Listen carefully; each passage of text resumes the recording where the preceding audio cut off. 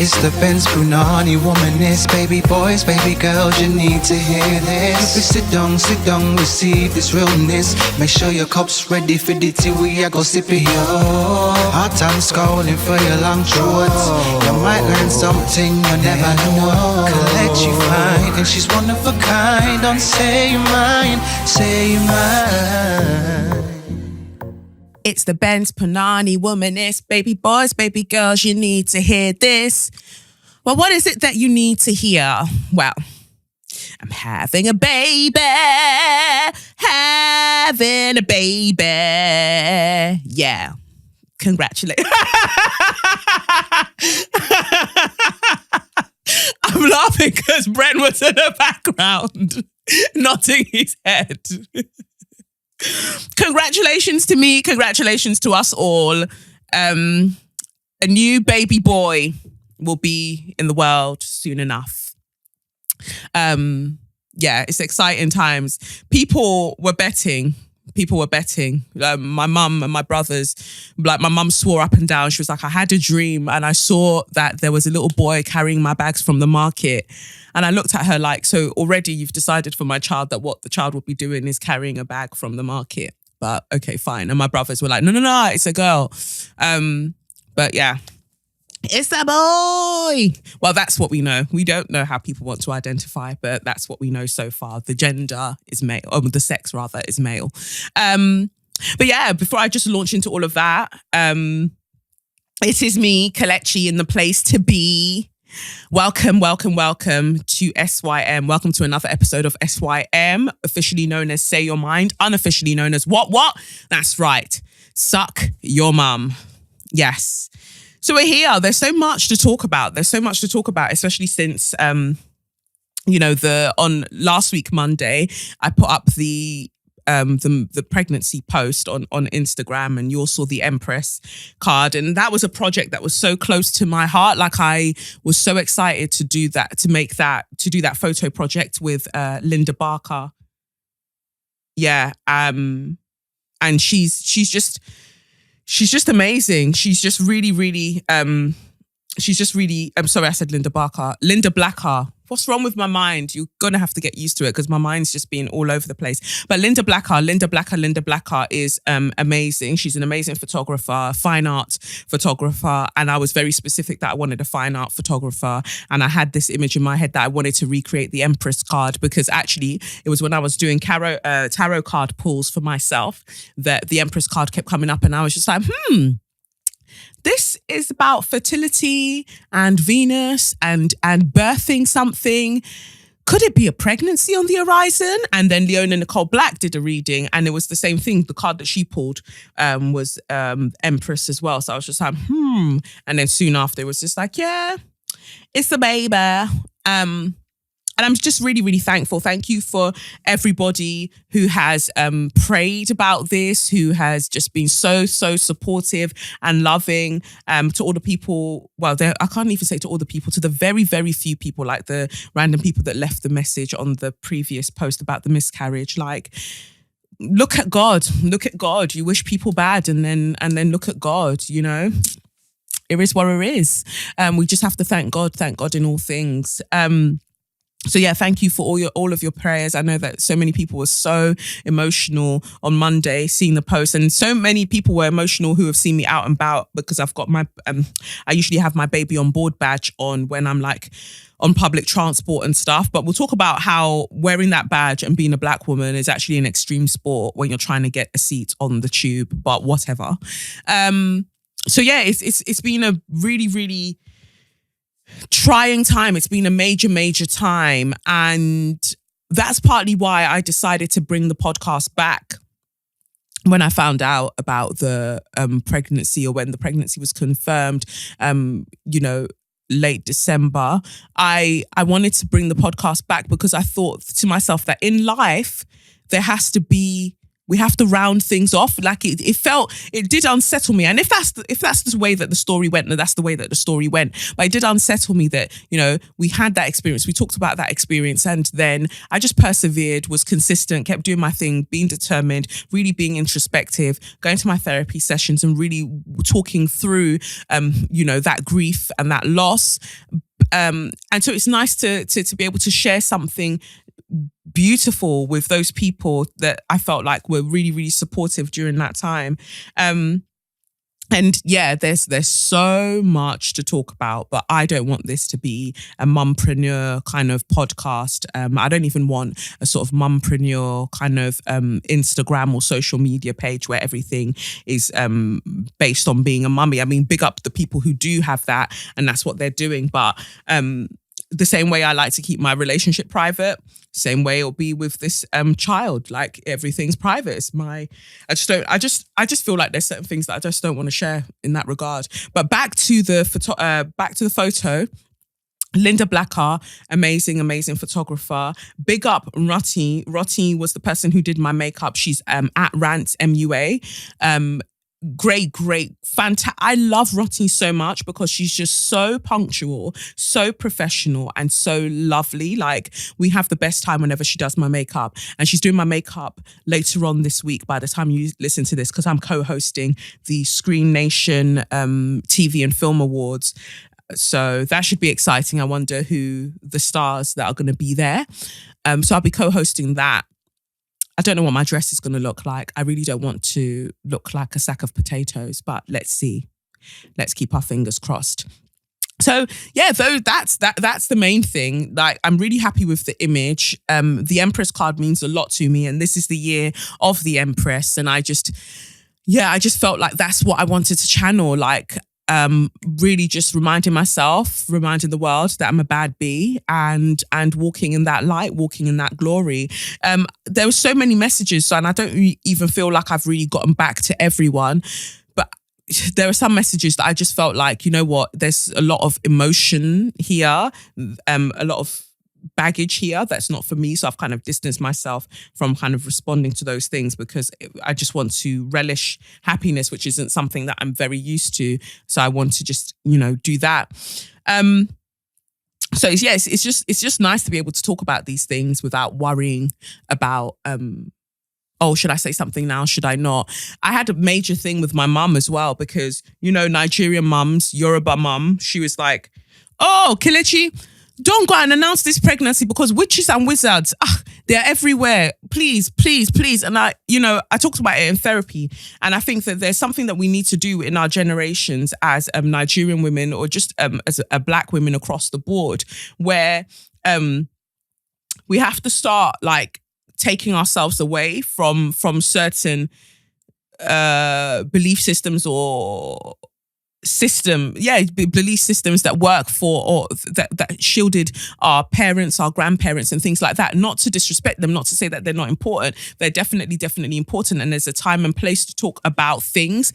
But talking about it in therapy, I was just like, I want to make this announcement at some point, but my mum's like, don't say anything, wait for the child to be born, then you can post and this and that. And I just think like, but what's the point? Because, I didn't announce anything with the first pregnancy. Look how that went. You can't. It's like what Brene Brown and Oprah were saying about rehearsing tragedy. There's no point in rehearsing tragedy, because you're just making yourself sad all of the time. Just live your best life, and whatever happens. And you could just pray that the humanity of people will shine through regardless. So talking about it in therapy, I was just like, no, it's my decision, and I will make an announcement, because the same, God that protected Serena, even with the fuckeries that happened at the hospital, that protected Beyonce and protects like millions of women, will protect me. And I'm just not going to wait till afterwards, because I'm not going to help embolden this narrative and this superstition that, oh my God, evil people, witches, and all of these people are everywhere, because, these bad energies are everywhere, because at the end of the day, bad energies are everywhere all of the time. Bad energies don't want me to win all of the time, yet I'm still out here winning. Bop. So it is what it is. What's for you, like what God has said is for you. No, any stinky person can come to put that asunder, really. And you've just got to believe in that. You've really wholeheartedly got to hold on to that. So yeah, it's a major theme for me, like breaking certain traditions and things to serve myself and to be autonomous, and whatever happens, knowing that I can take that accountability and that responsibility, that's the choice that I made, and it is what it is. You know, I respect those people who are just like, no, I'm not announcing anything until the baby arrives because rare. Cool, do you? But for someone who, the kind of person I am, I try to be, you know, as transparent as is safe and possible. And it was weird even doing all the other podcast episodes and missing out that piece of information. I mean, I would allude to it time to time because I'd go to say something and I'm like, no, actually, you can't talk about that now. And it actually takes the stress off me as well. Like when I told my students, you know, when I was teaching pole dance and twerk and stuff, again, it took the strain off me because these men are wondering, why isn't she spotting us? Because usually they are so lazy when it comes to spotting each other that I usually have to go in and spot them. But your legs are flying about. You're not controlling your core. You could kick me at any time. So then it had to be the point where I'm just like, look, I'm not spotting you anymore. And if you decide that you want to break your head, you can break your head unless you all start working together to spot each other. That's how this is going to run from now. And my therapist had to have a talk with me because even when I told my advanced pole students about the pregnancy, I didn't tell them outright. They were doing squats and their squats were pissing me off because, you know, you want to be this great pole dancer, but why aren't you breaking parallel with these squats? Get your ass the fuck down. Get your ass down. And so I remember doing the squats with them at the same time and going, I'm pregnant and I'm getting down. Get down. And they were like, did she just...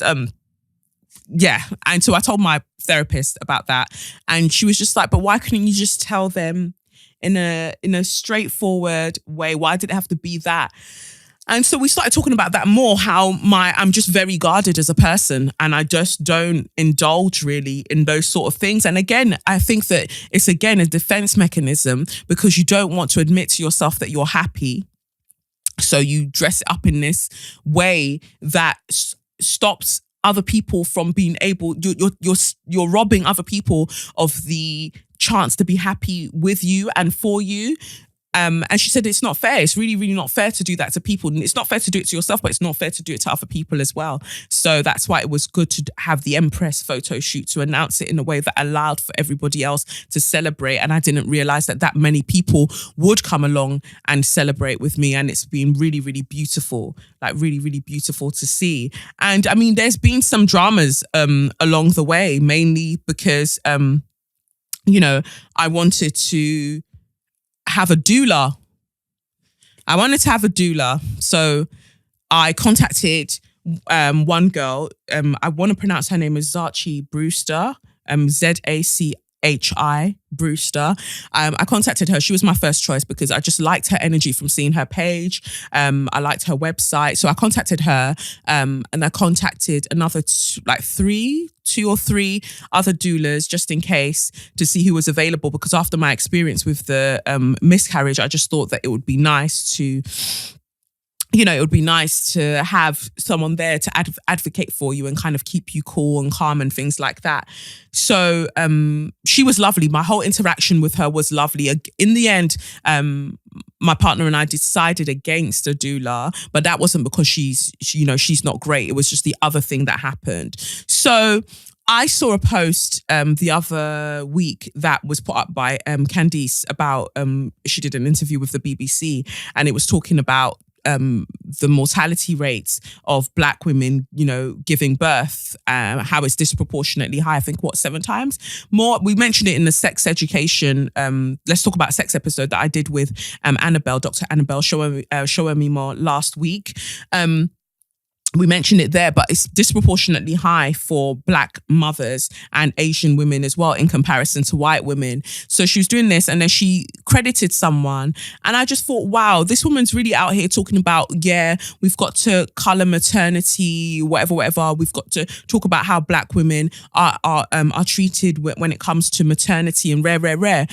So this same person, this same doula who happens to train a lot of the other doulas, I contacted her. She wasn't my first choice, that she was, but I contacted her and I was just like, oh, boom. I'd really like you to be involved in my pregnancy journey. Just wanted to find out your rates, blah, blah, blah, blah, blah. I'm speaking to some other doulas, but yeah, I'd like to find out your availability and your rates.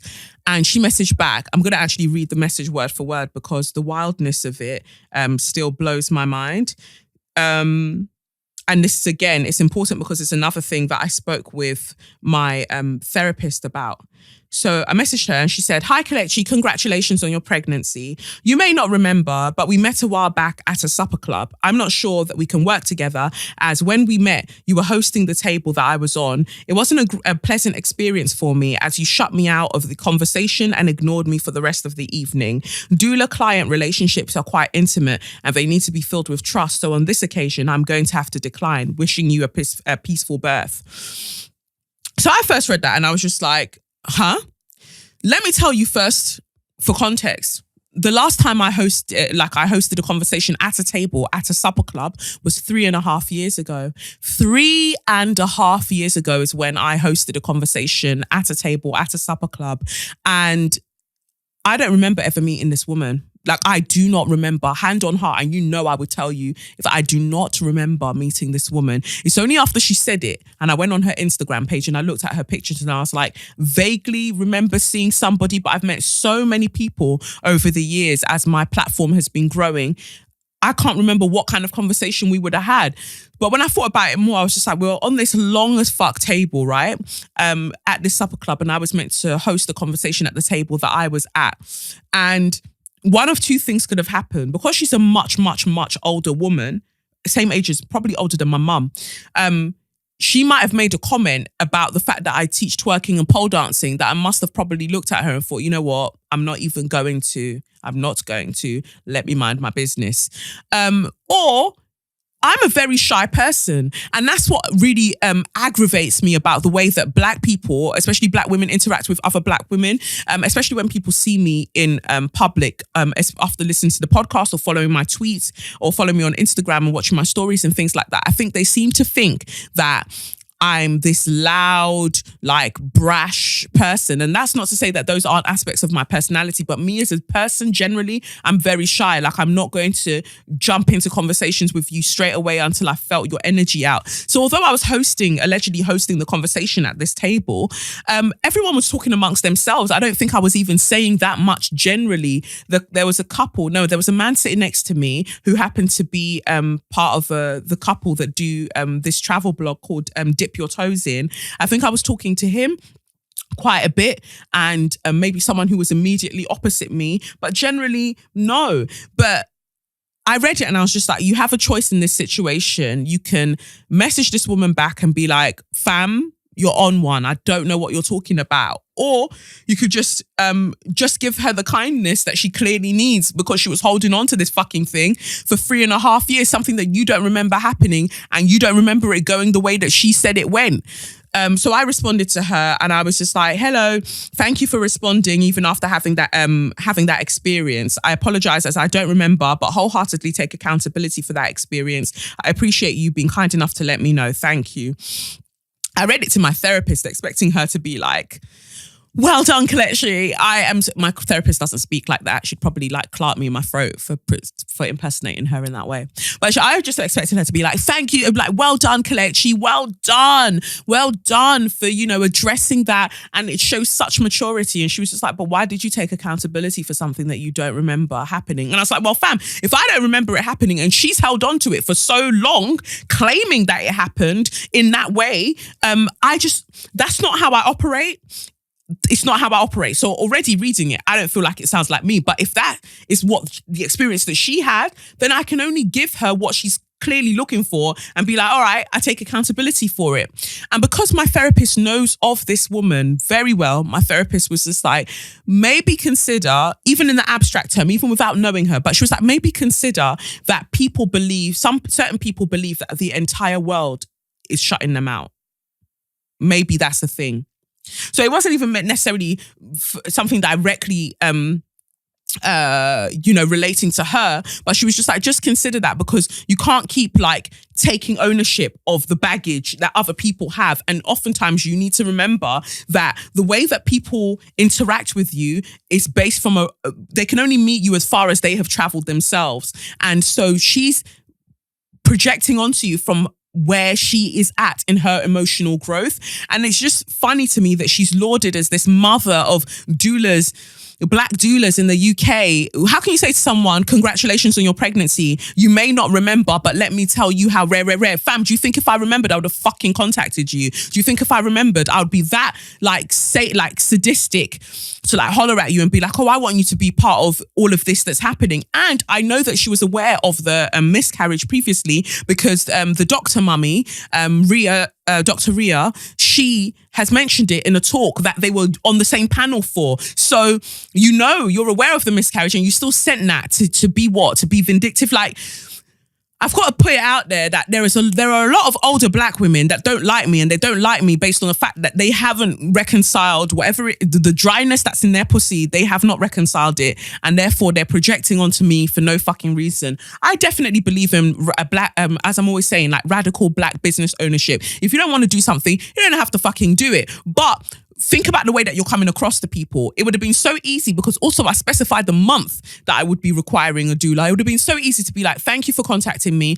I'm not available in that month, and kept it pushing. Nah, you wanted to lay your baggage on the table as a big woman. You wanted to lay your baggage on the table at your big fucking age. That's what you wanted to do. That's a bit mad. It's a bit mad still. But I had to really take in what my therapist was saying, and that idea that just because you're out here trying to do all of this like emotional growth and evolve as a spiritual being doesn't mean that you should now lie down on the floor for people to come and step on your head. For what reason? So she was like, as much as I think that it's mature that you did say that you tried to take accountability in that moment, if in your heart of hearts it did not feel true to the person that you are and the kind of thing that you would do, nah, I wouldn't have.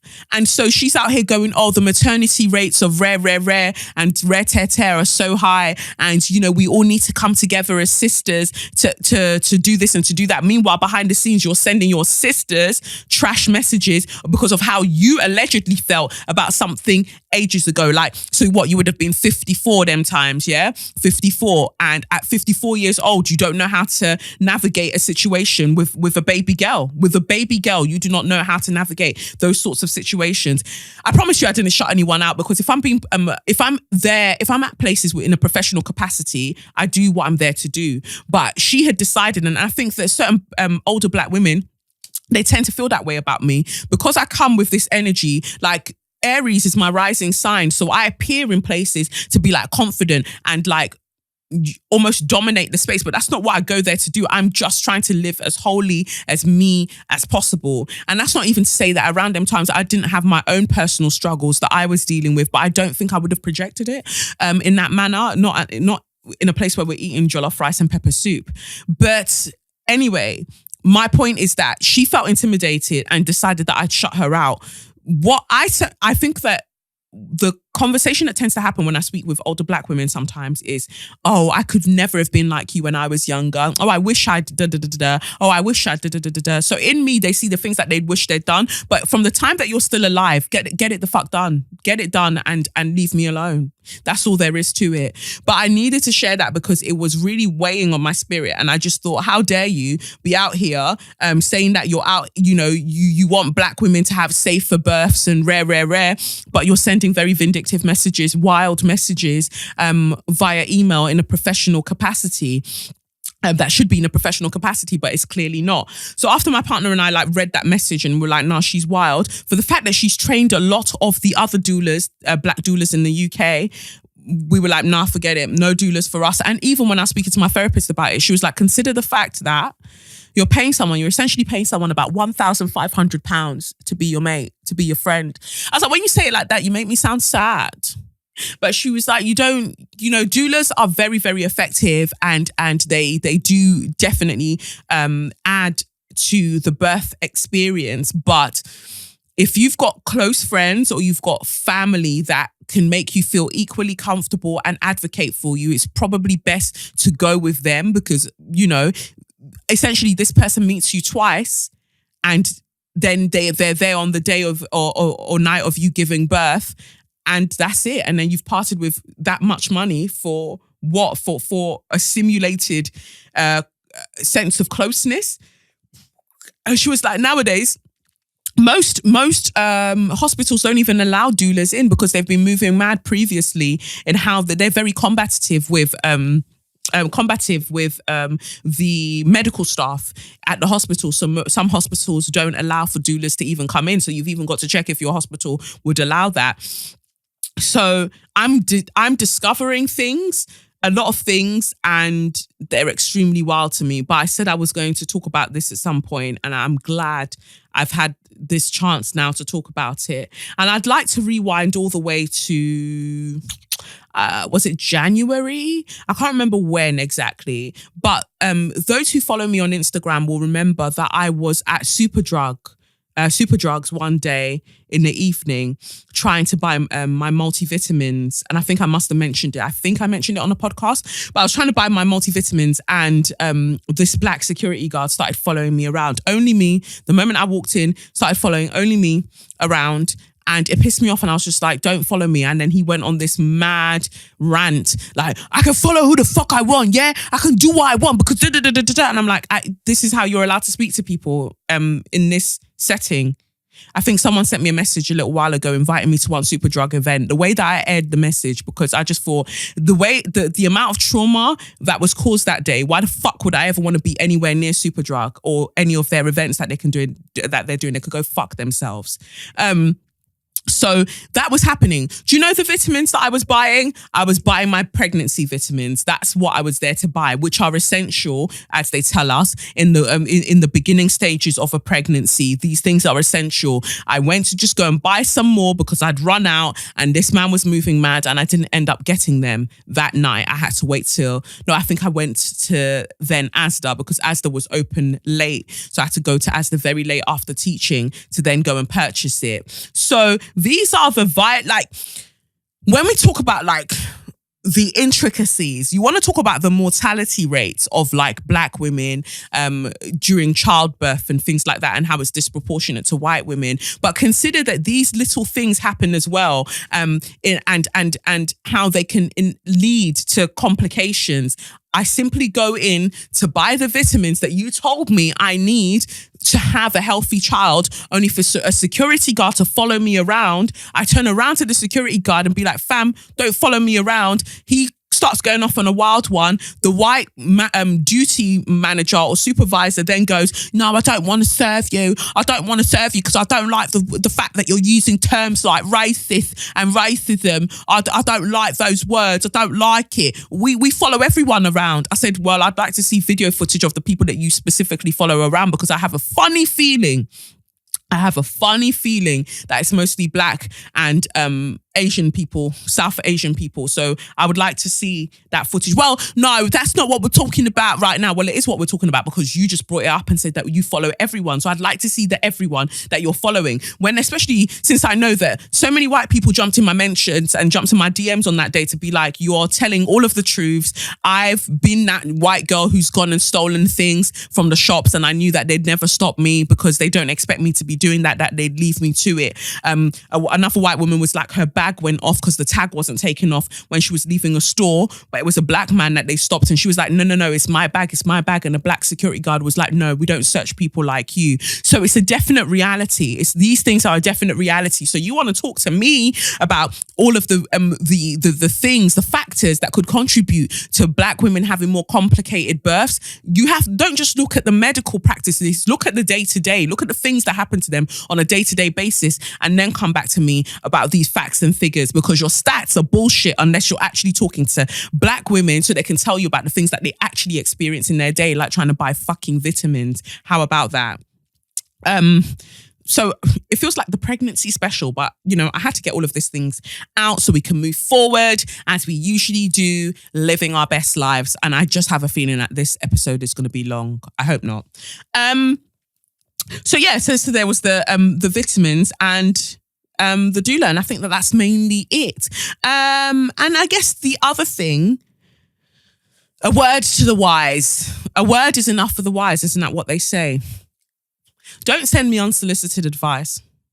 You should know me by my... If you don't know me by now, I'll cuss your motherfucking clot if you send me anything that I didn't ask about. Yeah, wow, that was a moment of inspiration. Thank you, Jehovah. Yeah, don't send me anything. Don't send me anything. Because I think that mummies are very, very good at sliding in unsolicited advice in the maddest ways. Like, they'll sneak it in ways and you're like, but I just told you, don't give me any advice. Go away. If I need any advice, I will ask you. If I haven't asked you, shut the fuck up.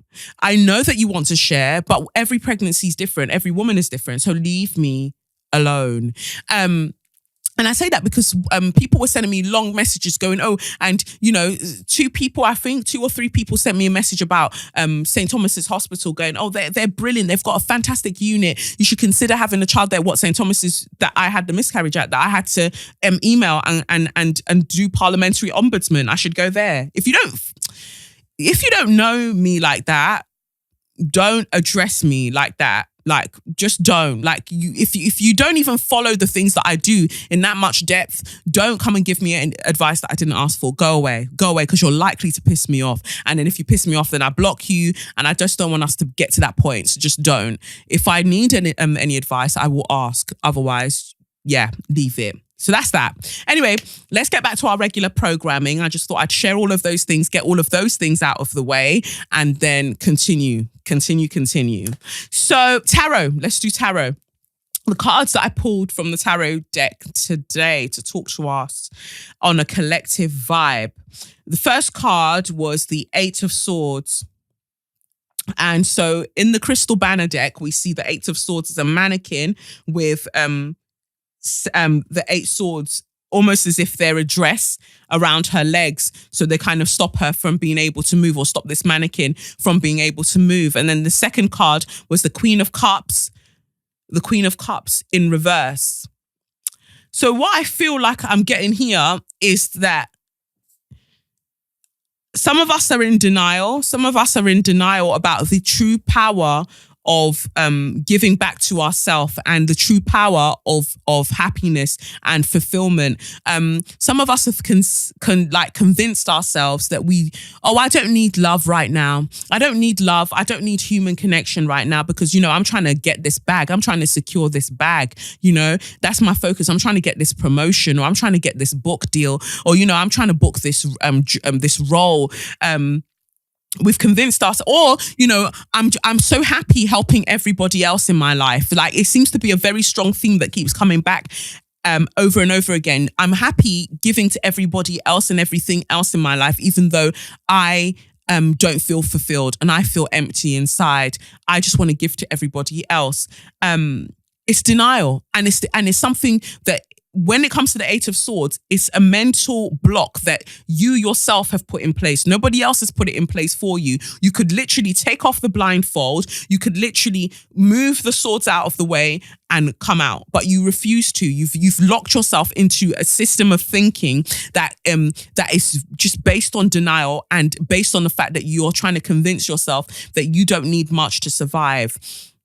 You, just like every other beautiful plant on this fucking earth, deserve nourishment. You deserve sunlight. You deserve water. You deserve all of the nutrients. You too deserve. Stop closing your eyes. Stop turning away from the sunlight, especially since I think we would have had a glorious weekend in London, at least, of all this sunshine, and you're denying yourself of it because you're like, you're depriving yourself of it because you're like, I need to work, or I need to do this, or I need to do that. The most radical thing that you can do for yourself right now is to love on yourself. And it's okay to want to be happy. It's okay to want a job that pays you well and that does this and does that. It's okay to aspire for things. But that doesn't mean you have to sacrifice your happiness. Anything that requires you to sacrifice your happiness, any family member, any person around you that requires you to sacrifice your happiness in order for them to flourish or for that thing to flourish, isn't something that you need in your life, because you're only going to be left depleted. So as the Queen of Cups, like literally you have all of the power to and you're so confident to be able to fill everybody else's cup, but you're in denial about the fact that that's not being reciprocated, and that needs to change. The cards that I pulled from the Sacred Symbols deck, I pulled an anchor. It's shaped like an anchor, and it's number 22, grounded. For number 22, grounded, it says in the booklet, have you been feeling spacey, confused, or unable to focus? Drawing this card means your energy is scattered or you are not fully connected to your body. Time to reconnect with your physical body and its connection to the earth. Meditation, being outdoors, movement, and root vegetables can all help you feel more grounded. So that in itself is a lesson, because that's what you're doing. Like, in feeling like, oh, I've got to give to everybody else, I've got to do all of these things, you're running away from your body and you're denying the things that your body and your spirit needs, because you allegedly need to go and do all of these things for other people. You don't. Everyone else can look after themselves. Literally everyone can look after themselves, because nobody in this life is indispensable. That's the one thing that my mum would tell me all the time, and I'd be like, la, la, la, la, la. But it's so true. Like, if you were, God forbid, something to happen to you today, there'll be somebody else that will take your spot in these people's lives to do the things that you're doing. So there's no amount of, I want to use the word manipulation, but there's no amount that of manipulation, I guess, that you can do to carve a space that can solely be filled by you in their lives. No, because people will find ways. We're human beings who adapt to our environments. They'll find ways to move on without you, and you've just gone and given all of you, and now you're not here. Focus on you and let people look after themselves. And that's reinforced by the Say Your Mind affirmation card that I pulled, which says, happiness is my Ras Clark birthright. There is nothing you need to do or anybody you need to be in order to be deserving of happiness. It is your entitlement. It is your entitlement simply because you exist. Embrace it. And that's it.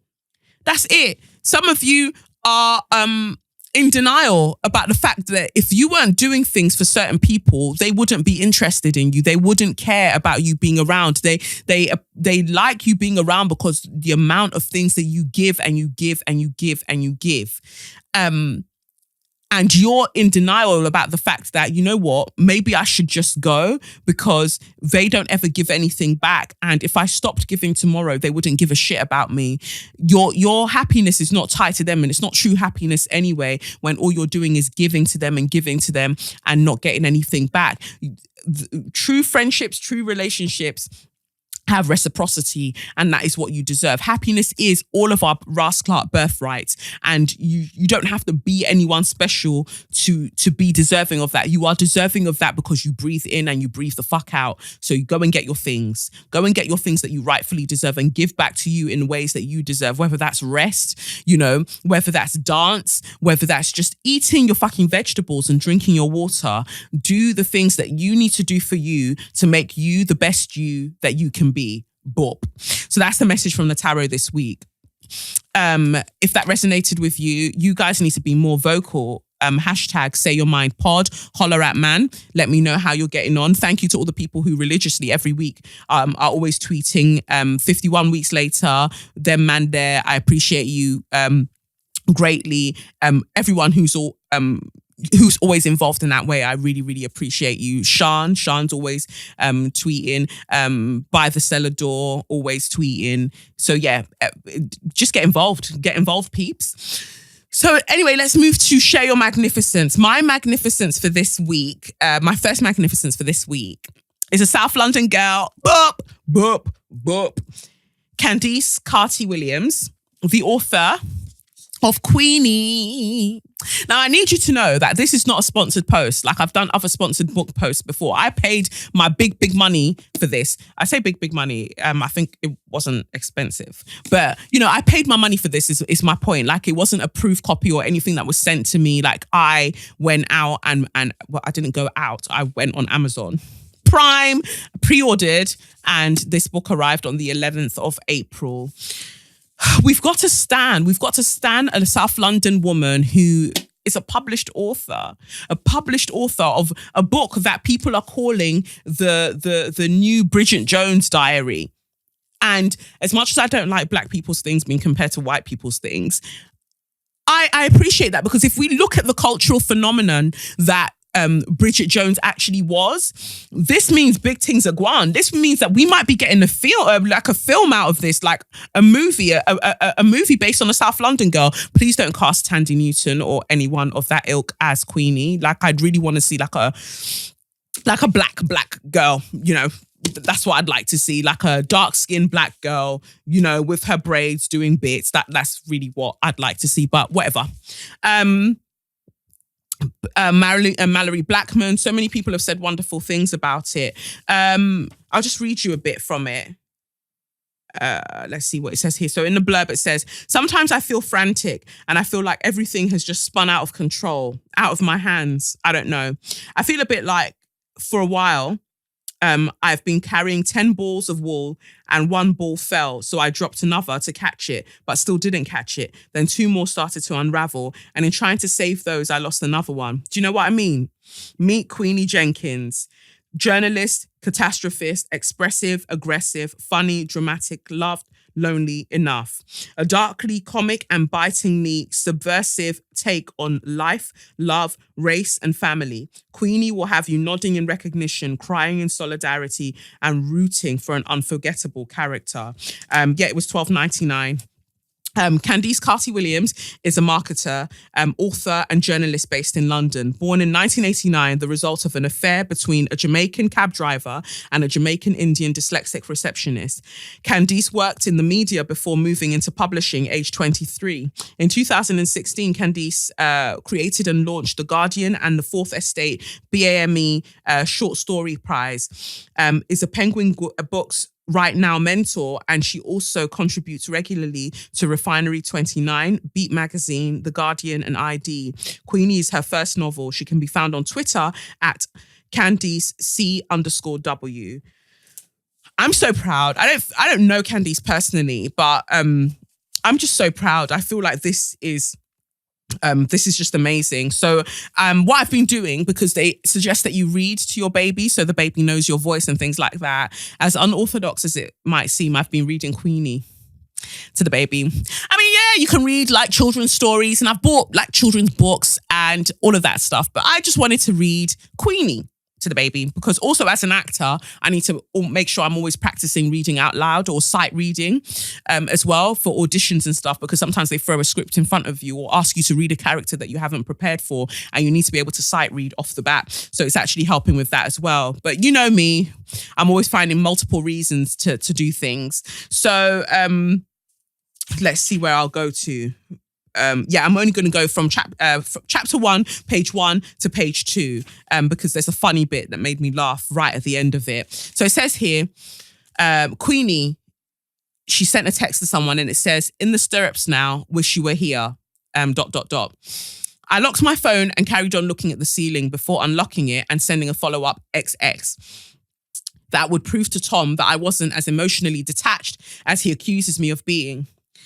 Can you just bring your bottom right to the edge of the exam table?" the doctor asked as I inched myself down closer to her face. Honestly, I have no idea how they do it. "Deep breath, please." She said this a bit too cheerfully, and with no further warning, inserted what felt like the world's least ergonomic dildo into me and moved it around like a joystick. She placed a cold hand onto my stomach, pressing down every few seconds and pursing her lips every time I squealed. To divert my attention away from this manipulation of my insides, I checked my phone. No reply. "So what do you do, Queenie?" the doctor asked, glancing at my chart. Wasn't it enough that she could see literally inside me? Did she need to know about my day job? "I work at a newspaper," I said, lifting my head up to make eye contact, as it seemed like the polite thing to do. "That's a fancy career," she pressed on, plunging her way back in. "What do you do at the newspaper?"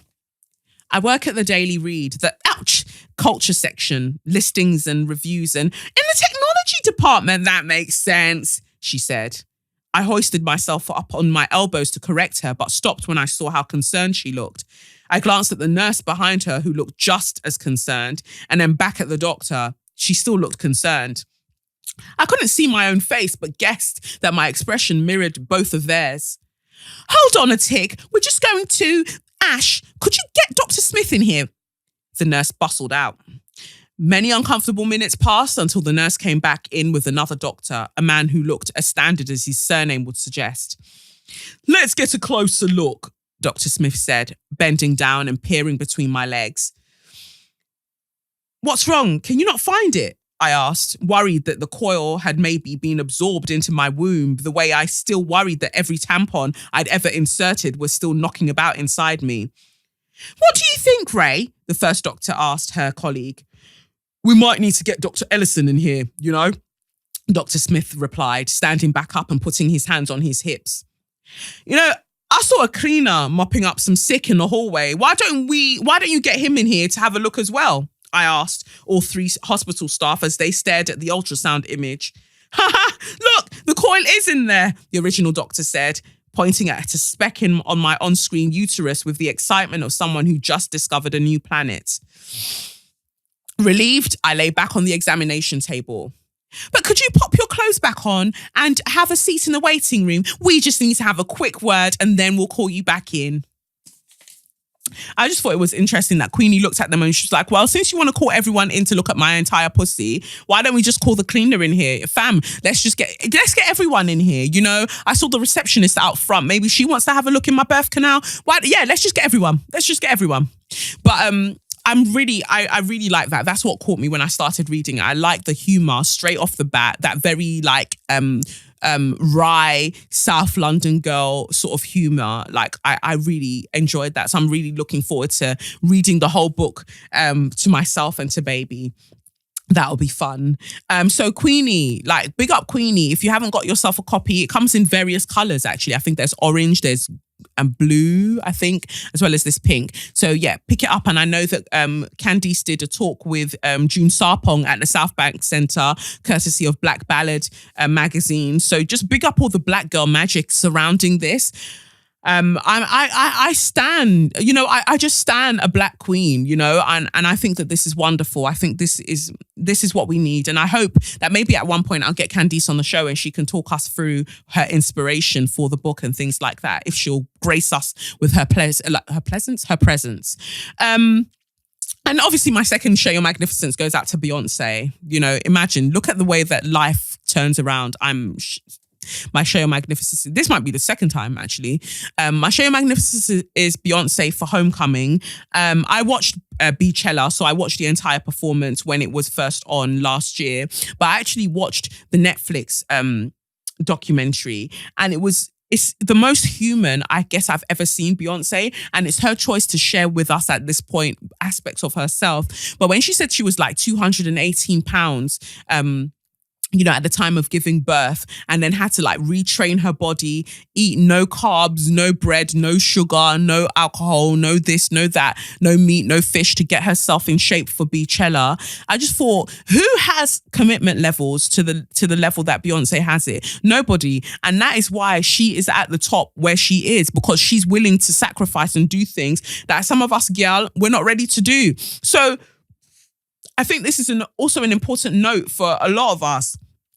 Don't be envious of the success that you see other people having when you know that you would, like, or don't. Yeah, envious is the wrong word, because people can feel envious at times. But there's a very acidic sort of behavior that people exhibit or express when they see other people winning in a way that they wouldn't sacrifice to win in that same way. If you're not willing to put in the work that they put in, why don't you just mind your business and leave people to do the things that they're doing? That's how I personally see it. So Beyonce, I just have to give her all the props, man, because I watched that and I just thought, apart from juggling 3 children, she's out here still trying to make the best possible Coachella performance known to man, and she achieved that. And I just think it's wonderful. I think that it's wonderful she's kept the boundaries that she's kept all of these years and shared the things that she was willing to share. And once you start to learn about your own boundaries, you start to respect the boundaries that other people implement as well in their own lives. So big up Candice Carty Williams and big up Beyonce. 2 slaps on your chest. Yes. I've been getting to the money. And now everybody mad. Yeah, it was. I loved it. I loved it. Very, very wonderful. Anyway, let's move on to, we've had so much loveliness. Let's move on to the absolute shit pile that is So You Mad. So You Mad this week. The only So You Mad this week I have is the Notre Dame Cathedral. Or Notre Dame, as the Americans like to call it. Notre Dame Cathedral, or Notre Dame de Paris, is it? Our Lady of Paris Cathedral burnt last week. Part of it burnt last week, and very, very sad. Very, very sad. I feel for you, man. That's very, very sad. What pissed me off is the number of people who came forward to show such sadness at this thing happening, this building burning, this cathedral burning. And I just thought, well, I would have loved to see this sort of sympathy for the black churches that people are deliberately burning down, for the mosques and other places that people are deliberately burning down. I'd love to have seen this sympathy for Grenfell. And this is not what we saw. Theresa May has pledged that we will be donating or supporting France in rebuilding the Notre Dame Cathedral. And I need Theresa and her thin lips and her long throat to explain to me where that money is going to come from. Because when allegedly, 72 people died, allegedly, because I know it was way more than that, died in the Grenfell Tower fire, Theresa Pussy Clark May said, well, we don't have a magic money tree. So we don't have a magic money tree when it's looking after the black and brown and, just generally the working class people of our country that died in that fire and were made, and the others who were made homeless as a result of that fire. And we had to crowdfund and to raise money to help those people. We don't have a magic money tree for that, but we have a magic money tree for a cathedral in France. France was getting money. What, they got 21 million or more than that? Was it 21 billion? I have to double check. They got from Haiti. When Haiti was just like, we want our independence, you can fuck right off. So Haiti had to pay that money. And now people are looking at Haiti and be like, oh my God, look at it. This trash place. Look how horrible it is. Why is it like that? Because they had to give you their money when they wanted to be free of your tyranny. And they're still not free of it. They're not. Instead of you to give the money back, you refuse to, but you'll be talking about international fucking aid. Fuck your international aid. Get rid of your stupid debt with the World Bank and all of this bullshit and let people go about living their lives. But France, you've colonized. You've colonized in a way that you've tried to hide all of your higgy hagger so people won't call you out on your bullshit. You don't need anyone else to give you money. You've got money. Use your money and you rebuild Notre Dame. And there's always been works done on it anyway. So go ahead, rebuild it, do what you need to do. But if you're asking me to feel sympathy for a building that you man could not feel for human beings, then that's not going to run. And I had to unfollow and block certain black women, especially, who were talking about, oh my God, can't I just be sad? Can't I just be sad that a beautiful building burnt down and I don't want to hear about other things burning? You're going to hear about other things fucking burning. You're going to hear about other things burning, because the fact of the matter is that we need to look at the way that news is told in this world, in this Western society. News is told in a way that means that black and brown people, the bodies that we lose of black and brown people, of marginalized people, they don't get news time. They don't get airtime. But we can all feel sad and be doing vigils and crying outside a fucking building, outside a cathedral. Really. But we couldn't have this same energy when, for instance, that boy Theo had a baton, extended in his bum because of racist police who abused him. And we had the other president, whoever, we had the other French president at that point, Hollande or whatever, before this one came in. And I don't like Macron, especially since what he said about Africa. Oh yeah, instead of them breeding, they should focus, and the term breeding as well, instead of them focusing on breeding, they should focus on developing their economy. Well, how can they when you all keep stealing their resources? How? So it really, really bugged me. It really bugs me how there could be this like global fervor and we've got the who's the this vice president in America, as useless as the main president, who's out here talking about, yeah, we're going to support France. Well, how about you support Flint, Michigan? How about you just support other states that are in your country that need your help? How about, I don't know, you support Puerto Rico? How about you support Mexico? How about you support certain other people that you're unwilling to support?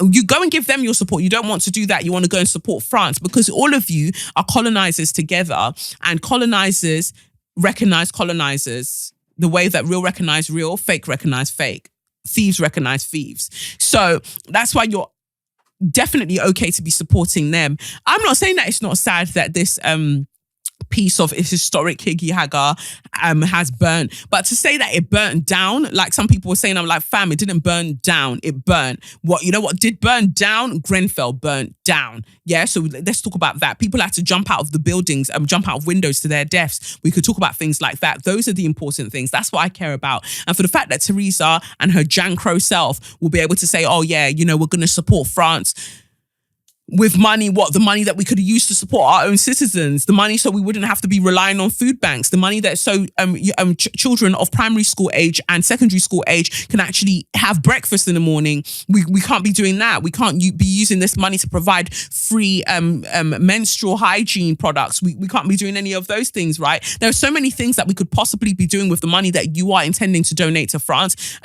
We could take some of the money back that we're using to look for Madeleine, because we know, well, I'm going to leave that for another day, because when I start, you know, I won't stop.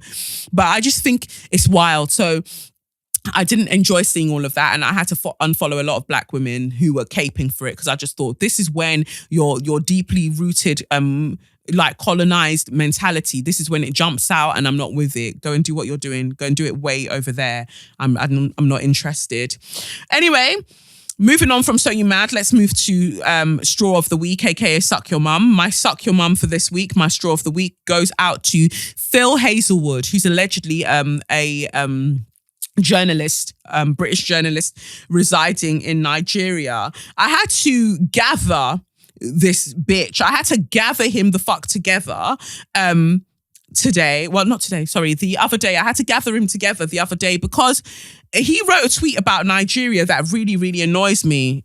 He tweeted, Nigeria's pretensions to be anything end on the Lagos to Badagry road. What an utter disgrace. Those responsible for letting it get in such a state should be ashamed. To which I responded, Nigeria's pretensions to be anything sounds really colonialist to me, to be honest. You can offer a valid critique without denigrating a country, but then again, white. So I feel like it's clear to anyone who even got a D in reading and comprehension while they were in school, to get from that I don't mind you critiquing Nigeria, but watch your tone, watch your manners. What do you mean Nigeria's pretensions to be anything? When we now deconstruct what you just said there, you're basically saying that Nigeria is nothing, because for you to say Nigeria's pretensions to be anything. Like, how can these people be parading themselves like they are anything whatsoever when they've got a road that looks like that? But America is out here parading itself as the most powerful country in the world, and their states, there are cities that they have that don't have clean water, that don't have clean running water. They've got a high proportion of homeless people. There are cities in America that have gone bankrupt, right? Bankrupt. But that's the most powerful country in the world. You don't come with that energy. You don't come with that energy to talk about a country like America. But of course, you have all of the vim as a burn in the sun white man to come and say all of this stuff about Nigeria. And this is my problem with Nigeria as a whole and with Nigerians as a whole. You, man, need to find some fucking self-esteem and find some fucking self-respect, because these white dudes, these white people, these Lebanese, these Chinese people are rolling up in your country, and they're taking you for idiot. And you're having it because the throne of the colonizer is still so erect within your psyche, as I'm always saying, that you are willing to acquiesce them and to support anything that they're saying, even if it's to your detriment. Fuck that. And it brings us back to the tarot cards. We, as Nigeria, are the Queen of Cups. We've got so much to give in terms of resources to the world, but we don't value our resources in the way that we should. So we are in denial about the true power that we actually actually have and what we actually bring to the table. And we ultimately believe that, no, if we don't let people disrespect us in this way, they might throw us to the wolves and they might ignore us and we won't be relevant. Let them try and throw us to the wolves. You know what? Because we are the wolves. How about that? How about that? We're in denial about so much, and so we are happy for these men to come and these white people to come and just say the wildest things and be okay with that because, why aren't our country people fixing it? How long ago did we get independence, like true independence? I posit myself to say, I don't believe that Nigeria is actually truly independent yet. I don't believe that. I feel like we had a whole fanfare about independence, but British powers, American powers, and all of them people there are still pulling the strings from behind the scenes. And that's why the country is in such disarray, because we've only got puppets as leaders. And that is the problem. And that's why Nigeria can't succeed or get to where it needs to get to, because the claws of colonialism have still not been extracted from our necks. That is part of the issue. That is what I am focusing on. So it just bothered me that he would say that, like Nigerians' pretensions to be anything. So he allegedly, he says to someone, he says in his mentions when someone says to him, like, what gives you the right to say that about us? And he goes, well, I pay my taxes. But bitch, I pay my taxes in Britain. Do you think if Theresa May or the Queen them and the Prince them, do you think if they ever listen to my podcast, they would be happy with the views that I have? No, because they'll be the first ones to tell me, you should be grateful. You should be grateful for the fact that you live in Britain. Regardless of me paying my taxes, there are certain critiques about this country that they don't want to hear from me. And either way, the power dynamics are very, very different. Me as a child of a colonized state, giving a critique of a colonizer state is very different to you as a child of a colonizer state, giving your critique of a formerly, allegedly formerly colonized state. It's very, very different. And I hate that you lot want to draw false equivalences about these things, because I just think it's so clear to see. And that is why I have a problem with it. So I tweeted and I said, Nigeria's issues are still symptomatic of being colonized by Britain. So I really don't want to hear any descendants, I wrote ancestors by accident, descendants of colonizers opening their thin lips to critique the system that their forefathers intentionally destabilized. Nigeria has so much work to do. That's not something anyone can dispute. But I'd really like for the colonial sons and daughters to shut the fuck up and face their front. Nigeria's pretensions to be anything is so racialized, as if Nigeria is this infant that white people must come to the aid of, while simultaneously selecting the amnesia that they suffer from when it comes to remembering how this all happened. A country reeling from the violence of colonialism may play dress up for a bit, decades in fact, to boost its own ego, but ultimately realizes that everything will crumble unless real work is done. That tweet has really annoyed me. Some of you really need to watch your tone when you're talking about countries that your homeland had a hand in ruining. Mind out before you find out. For context, and I put up a picture of that I saw when I went to the Slavery Museum in Liverpool years ago, where a British colonialists have these black men in Badagry. They have them behind them standing on benches, and they've written Happy Christmas, Badagry, 1923. They've written it on the black people's bodies, and they are wearing white. The Brits are wearing white, posing in front of these black men who are there to be used as basically human Christmas cards. And every time I look at that image, I just think the gall, the effrontery that the Brits had, my God, still have, my God, it's mad. So don't come and now tell me that, look at the date, 1923. So we haven't, and independence came like decades after that, yeah? So that's how you were treating our bodies. Have we had time to recover? Have we had time to recover from all of that fuckeries? I doubt it. I don't think we have. And yet, so much is expected of us. I don't get it. I really, really don't get it. He now responded to me. Phil Hazelwood and his burnt face and his long forehead had the cheek to respond to me and say, Africa's leading economy, giant of Africa, Lagos, the economic powerhouse, all heard regularly in the 6 years I've been here. Then you travel that road and others like it and you think, really? When? How? But sure, blame me, not the authorities responsible. So here we have white fragility at its finest. Because are you jealous? Are you jealous that Nigeria has been called all of these wonderful terms? Are you jealous? Because like I've just shown you, countries like America are called far greater things and they have far worse problems. Yeah, but it's Nigeria that you want to come and focus your energy on just because you've been living there for a mere 6 years. You and your long forehead, you and your pale devil-like skin. Shut up. And I wrote back to him, I said, white fragility, blame me, not the authorities responsible. Yes, I do blame you. If you're not in Nigeria with a balanced perspective of why it is in such a state, then you should simply get the fuck out. There's no sympathy for you here. Had you read the entire Rascal Art thread instead of getting your feelings because I'm not one of those self-loathing blacks praising you for your damning, incomplete hot take, you would have been very clear that I hold the authorities responsible also. Whether Nigeria is playing a game of the Emperor's New Coat or not, that's for Nigeria to figure out without your deep-seated abhorrence of blackness. There are economic supergiants who don't provide clean water to Flint, Michigan. Can you show me a tweet where you've mentioned it? If you don't keep the same energy for these other countries that are clearly pretending, then keep Nigeria out of your mouth. I don't care if you live there or not.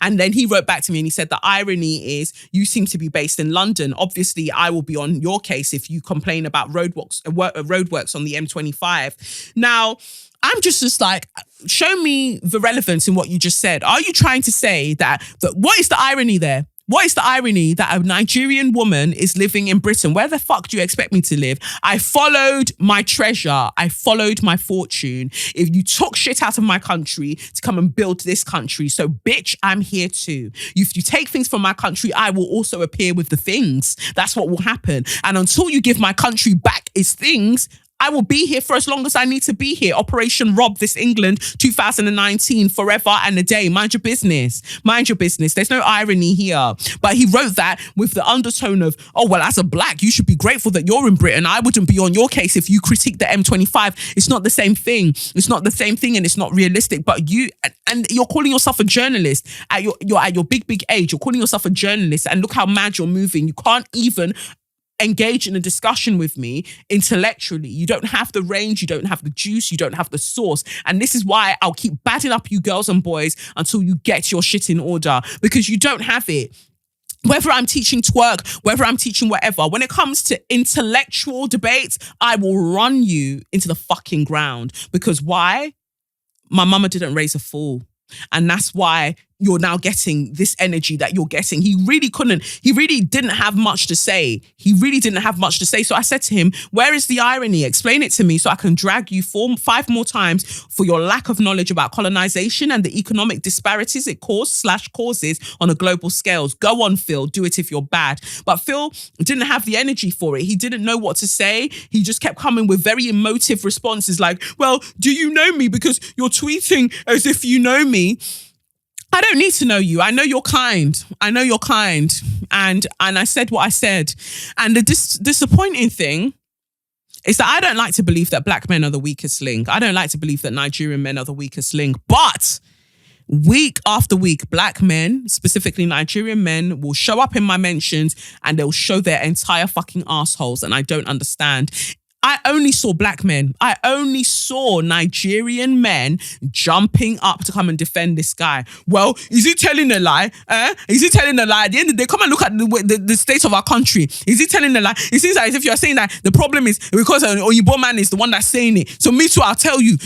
But the London to the Lagos to Badagry road is a mess. And I thought, look at the energy that you're giving. Look at the energy that you're giving. You see that same energy. If you ran on a wheel, you'd have constant electricity. How about that? And I don't care if I'm being fucking shady and disrespectful, because you're being disrespectful to me and to yourself. You have no fucking respect for yourself. And this is why white men like this can come and chat shit about your country. And you're there like, bros, you're telling the truth. Walai, you're telling the truth. I wish our government could do something about this. You know why your government can't? World debt. Yeah, this mythical debt that we owe. Yeah, you know why your country can't? Because guns, because nuclear powers. That's why your country can't. Because if your country ever used this outside voice to tell these motherfuckers to get out, suddenly, there's a radicalized cohort of people that are doing this, and we need to infiltrate Nigeria to control them. That's why your country's letting a lot of this bullshit go, just fly by, because they don't want war after war after war after war.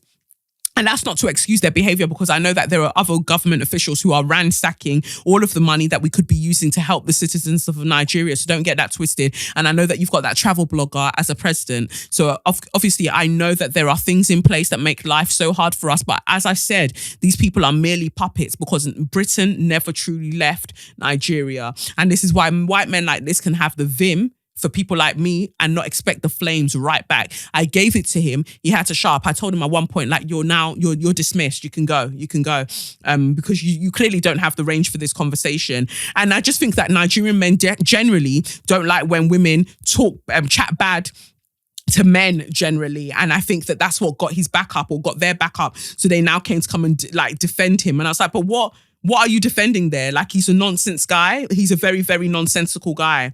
I'm just trying to find the point where he responded, and I had to really tell him about himself. He said something. He said, where is it? Something like, well, do you know me? Blah, blah, blah, blah, blah. I said, I don't want to know you. I don't need to know you. But what you need to know is that unless you're going to give a historically contextualized perspective on Nigeria and the challenges that it faces, shut the fuck up and keep us out of your mouth. That's really all I'm saying. I'm not saying that no one can critique Nigeria. Like it says in my very first tweet, you can offer valid critique without denigrating a country. But then again, White, he denigrated Nigeria by saying Nigeria's pretensions to be anything. Listen, words have power. Words mean things. Nigeria's pretension. So Nigeria is pretending to be lots of things, and it is nothing. This is basically what he's saying. Meanwhile, he's living in our country and possibly being one of the biggest patrons of sex workers in his area. Like, shut up, mate. Just shut up. Just shush. You're part of the problem. Shush. Stop getting involved. Shut your mouth. And I don't care how harsh it might seem. I just don't want to hear it. And I really don't. So Phil needs to suck his entire mother. And when I'm in Nigeria next, if anyone wants to bring me the energy of like, oh, this is Phil and you said this about him, I'll say it to his face again. I'll say it to his long forehead again. I said what I said. I meant what I meant. It is what it is. Simple. So Phil can suck his mum. All of the Nigerian men that came to his defense, you can go and suck his mum as well. Not even your own mums, because I'm sure that they would just be as disgusted with your behavior as I am. You can go and suck his mum too. You're all useless. And that is why we can't move forward as people, because you are so, as Nigerian men, so deeply invested in joining white men to oppress Nigerians that we can never truly thrive in the way that we need to, and that's part of the problem. You don't want equality. You just want equality with these Brits, with these Chinese, with these Lebanese people who are coming and doing whatever they're doing in Nigeria. That's all you want, and that's fine. That's fine if that's what you want to do. But I hope that Black women have more sense. The Nigerian women have more sense. And I know that that's not always the case, but that they will strive for more, because we need better. We need to do better and stop pretending to be independent and actually become independent as a country. So that's pretty much it from me for this week. Very, very happy to be here. Just happy to have the podcast back, to being able to share all this wonderfulness with you all. And like I said, holler at man. #SayYourMindPod, and get involved in the convos. Like, tell a friend to tell a friend. Please don't invite nonsense people to my podcast. But yeah, just tell commonsensical friends that they can come and listen to. Yeah, it's been real. It's been real. And I'll catch you, I guess, in 2 weeks, because I've given you 2 weeks of episodes. So I might catch you in 2 weeks. If I feel like it, I might be back next week. Who knows? But thank you so much for listening. Look after yourselves. And like I say, always stay moisturized. Always make sure that your food is seasoned. I have been Kelechi Okafor, and this has been SYM, officially known as Say Your Mind, unofficially known as what? That's right. Suck your mom. Peace. It's the Benz Punani womanist, baby boys, baby girls, you need to hear this. Sit down, receive this realness. Make sure your cup's ready for the tea, we are go sip it, yo. Hard time scrolling for your long shorts. You might learn something you never know. Collect you fine, and she's one of a kind. Don't say your mind, say your mind.